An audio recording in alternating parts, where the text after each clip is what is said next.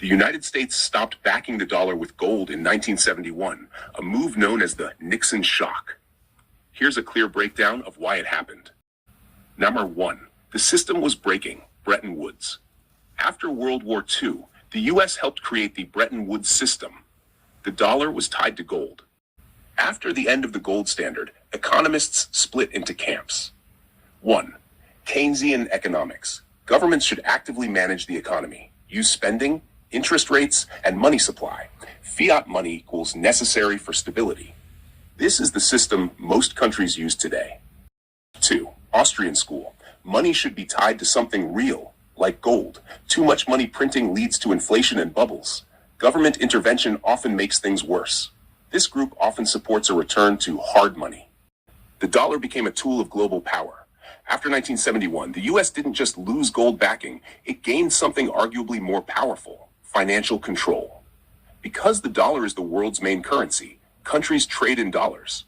Banks clear transactions in dollars. Global systems run through U.S. linked networks. This allows the U.S. to use economic influence as a weapon. Example: sanctions can cut countries off from the global system. Access to dollars equals access to global trade. Number 20. The U.S. can borrow like no other country. Because of global trust in the dollar, the U.S. can run large deficits. It can borrow at relatively low interest rates. Investors worldwide still buy U.S. debt because it's seen as safe. This is sometimes called an exorbitant privilege. 21. But there's a hidden risk. The system works on confidence. If confidence drops, the dollar could weaken, inflation could rise, borrowing could become more expensive. This hasn't happened dramatically, but it's always a concern. 22. Challenges to the dollar today. Some countries are trying to reduce reliance on the dollar.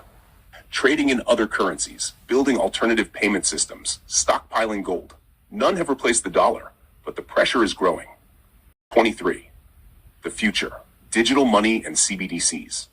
Now we're entering a new phase. Governments are exploring central bank digital currencies, CBDCs. Private cryptocurrencies are challenging traditional systems.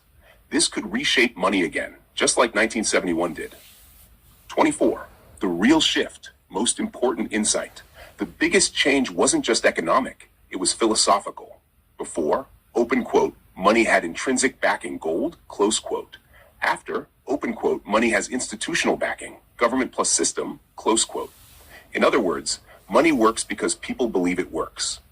1971 changed the question from open quote, how much gold do we have, close quote, to open quote, how much trust do we have? It was supposed to be temporary, but never reversed. When Richard Nixon made the move in 1971, he called it a temporary suspension. The idea was to stabilize the system, then possibly return to gold. But that never happened. Why? Because once the U.S. experienced the flexibility of fiat money, there was no real incentive to go back. Number 13. The world fully switched to floating currencies. By 1973, the Bretton Woods system officially collapsed. Countries stopped fixing their currencies to the dollar. Exchange rates now float based on supply and demand. Example: the dollar versus euro changes daily. The value of money became more like a market price. 14. Financial markets exploded in size. Once currencies floated and money wasn't tied to gold, global trading expanded rapidly. Currency markets, Forex, became massive. Complex financial products, derivatives, hedging tools grew. Today, trillions of dollars move every single day in global markets. 15. It affects everyday life, even if you don't see it. This decision impacts interest rates, mortgages, credit cards, inflation, cost of food, rent, gas, jobs and wages tied to economic policy. In a gold system, these would be much more rigid. In today's system, they can change quickly, for better or worse. Number 16. Printing money became a real tool without gold limits. The government and Federal Reserve System can expand the money supply. Examples: 2008 financial crisis, COVID-19 stimulus. This can save the economy, but also risks inflation if overdone. Number 17. Why the U.S. still holds gold. Even though dollars aren't backed by gold anymore, the U.S. still holds one of the largest gold reserves in the world. Why? Psychological trust, emergency asset, historical legacy. Gold is no longer the foundation, but it's still a backup symbol of stability. Number 18. Could the U.S. ever go back to gold? In theory, yes. In reality, extremely unlikely. Why? The economy is far too large. There isn't enough gold to back all dollars. It would severely limit economic flexibility. Most economists see it as impractical today. Final big picture. This wasn't just a policy change, it was a turning point in world history. Before 1971, open quote, money equals to something physical, gold, close quote. After 1971, open quote, money equals based on trust, government power, and global demand, close quote. Simple truth. Most people miss the US didn't just stop using gold. It created a system where confidence is the real currency. If people trust the system, the dollar is strong. If trust weakens, the system shakes. The impossible trinity problem. Economists call this the impossible trinity, or trilemma. You cannot have all three at once. 1. Fixed exchange rates. 2. Free movement of money across borders.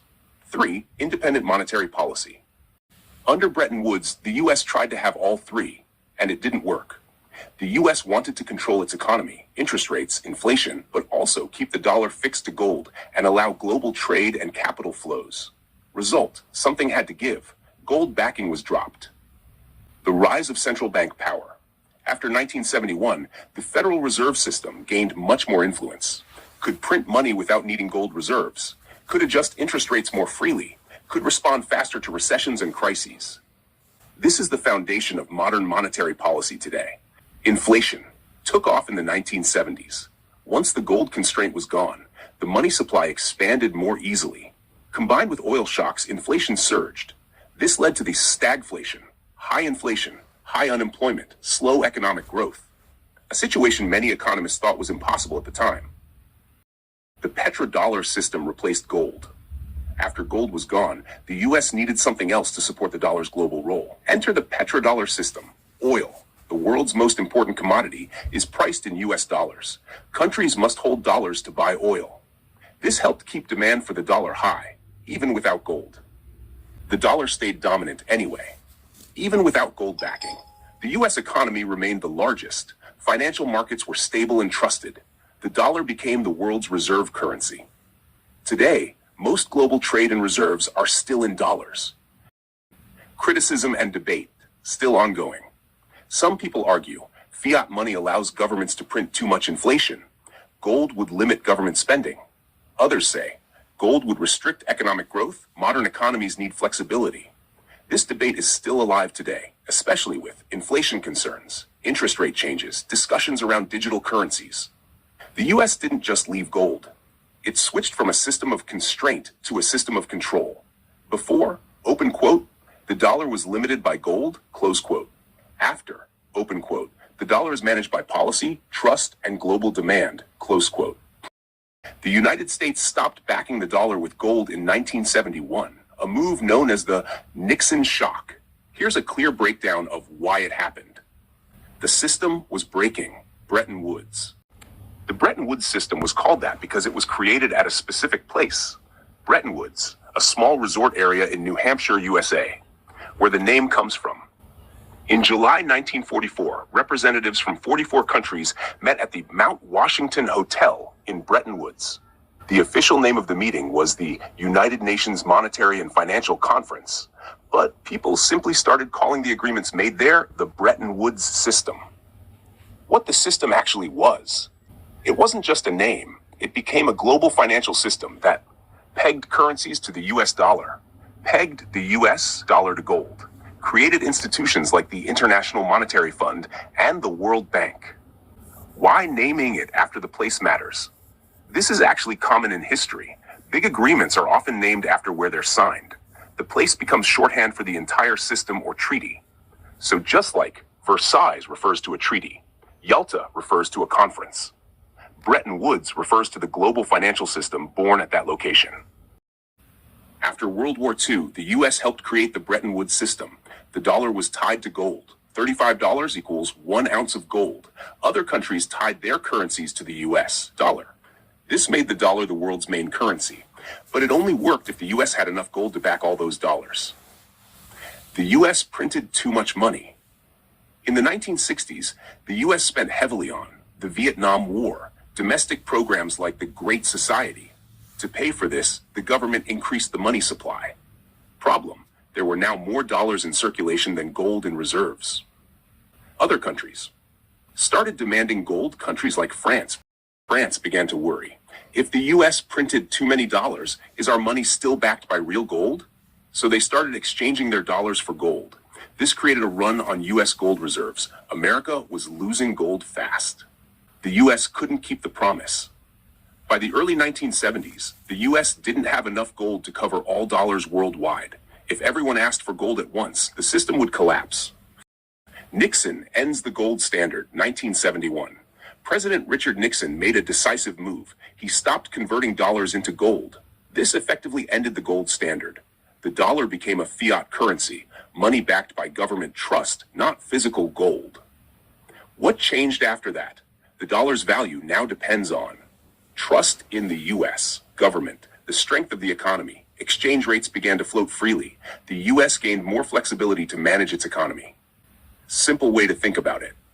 Before 1971, open quote, dollar equals fixed amount of gold, close quote. After 1971, open quote, dollar equals value based on trust, economy, and policy, close quote. If the dollar runs on trust and trust in US actions drops, does that threaten the dollar? Here's the most grounded way to think about it, separating how the dollar actually works from how geopolitics feeds into it. The ongoing debate. This isn't settled, it's still being argued today. Is inflation a result of too much money printing? Should money be limited like gold again? Or does the economy need flexibility to survive crises? Every time inflation rises, this debate comes back strong. Enter cryptocurrency, a new challenger. Then came things like Bitcoin, limited supply, like gold, not controlled by governments, digital and global. Some people see this as, open quote, digital gold or a modern alternative to fiat money, close quote. Governments are responding.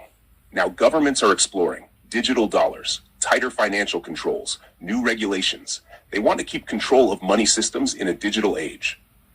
The real question going forward. The gold standard debate has evolved into something bigger. Who should control money? Governments, markets, algorithms, crypto, final truth. 1971 didn't just end gold backing. It started a new era where money is a system of power, policy, and belief. And today, we're possibly on the edge of another transformation. The debt-based money reality. In today's system, most money isn't physical. It's created through debt. Banks create money when they issue loans. The government issues bonds, debt, to fund spending. This is tied closely to institutions like the Federal Reserve System. What this means, money supply grows as debt grows. The economy depends on continuous borrowing and spending. Why the system needs growth? Because money is tied to lending. If people stop borrowing, money supply slows. If money supply slows, economy can shrink. That's why governments and central banks try to stimulate growth during downturns. Boom-bust cycles became more common without gold acting as a strict limit. Credit expands easily. Economic booms, then contracts, recessions. Examples, housing crash, 2008, pandemic-era surge and inflation. These cycles are part of the modern fiat system. Gold didn't disappear, it became a hedge. Even though gold isn't backing money, investors still buy gold during uncertainty. Central banks still hold it. Gold became a store of value, not a currency anchor. The psychological shift, very important. Before 1971, people thought of money as something tangible. After 1971, money became more abstract, numbers on a screen. This changed how people save, how markets behave, how fast financial systems move. Why most people never notice.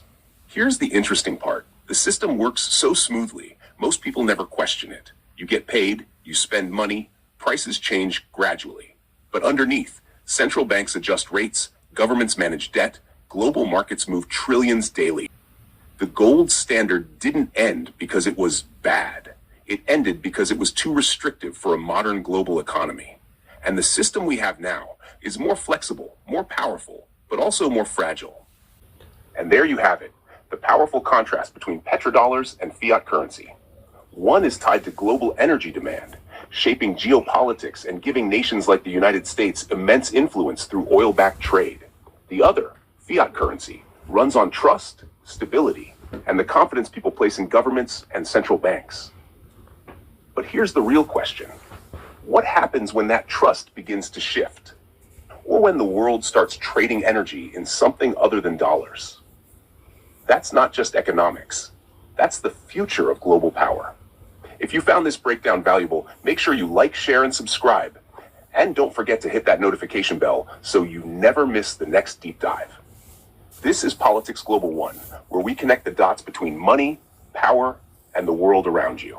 Until next time, stay informed, stay sharp, and keep watching the systems that shape your future.